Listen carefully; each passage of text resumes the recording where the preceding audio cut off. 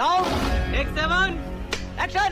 चलते हैं चित्रा के पास। चित्रा, अब आप हमें बताइए कि हेमंत सोरेन बाहर आए या नहीं आए, और अब आज की रात उनकी कहां बीतेगी। उन्हें तो बहुत शानदार लाइफस्टाइल की आदत है, वो प्राइवेट प्लेन्स में चलते हैं, बड़ी बड़ी गाड़ियों में चलते हैं। आज उनके लिए एक तरीके से वैसा ही होगा जैसे वो 20, 30, 40 साल पहले वापस अपने किसी आदिवासी के तौर पर किसी जंगल में चले जाएं। आज की रात काफी मुश्किल होने वाली है। देखा दोस्तों, ये एक आदिवासी मुख्यमंत्री के खर्चे और सैलरी बता रहा है, लेकिन इनकी औकात नहीं है कि किसी भाजपा नेता की सैलरी और खर्चे बता सकें। सुधीर चौधरी हमेशा दलित पिछड़ा आदिवासियों को कोसता रहता है, इसलिए आज लोग उसे कोस रहे हैं। सब कर्मों का फल है। ये बड़ी अच्छी बात कही आप।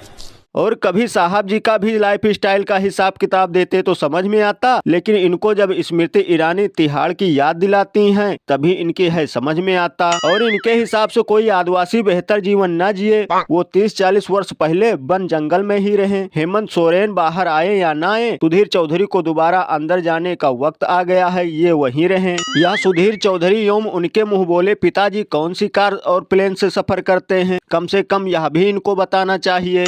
कंट्रोल कंट्रोल उदय। और इनके हिसाब से एक आदिवासी को अपने सीएम पद का वेतन नहीं मिलना चाहिए और सरकारी सुविधाएं मिलना नहीं चाहिए। नक्सलवादी क्षेत्र होते हुए भी सुरक्षा नहीं मिलना चाहिए। मुख्य धारा से वंचित रहना चाहिए। और कुछ लोग यह भी कह रहे हैं, बताओ इस देश में और भी नेता हैं जिन्होंने 30-35 साल भीख मांग कर खाया। उनकी माताजी लोगों के घरों में बर्तन धोती थी, वो आज लाखों का सूट और लाखों का चश्मा पहनते हैं और करोड़ों की गाड़ी में घूमते हैं। लेकिन इन सब चीजों पर ये नहीं बोलेंगे, क्योंकि अगर इन सब चीजों पर बोलेंगे तो अगले ही दिन किसी बाजार में आलू और बैगन तोलेंगे।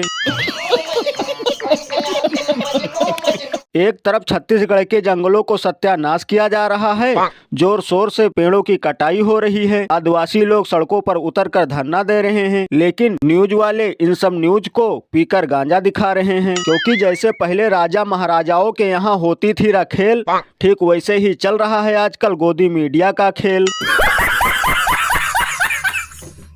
और अभी तो रुको, क्लाइमैक्स अभी बाकी है।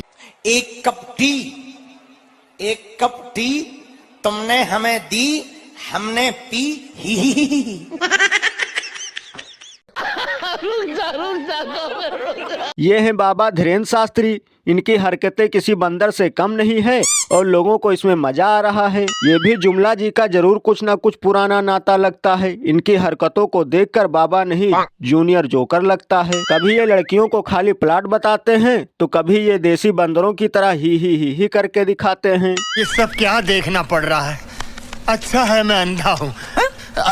और दोस्तों, भारत में सबसे बड़ा धंधा धर्म का है, दूसरा राजनीति का है और तीसरा दलाली का है। इसमें सबसे बड़े मजे की बात यह है कि यह तीनों टैक्स फ्री है। अच्छी बात है, बाबा जो है वो सबके सामने हैं। कई तो संत बनने का ढोंग करते करते जेल पहुंच गए।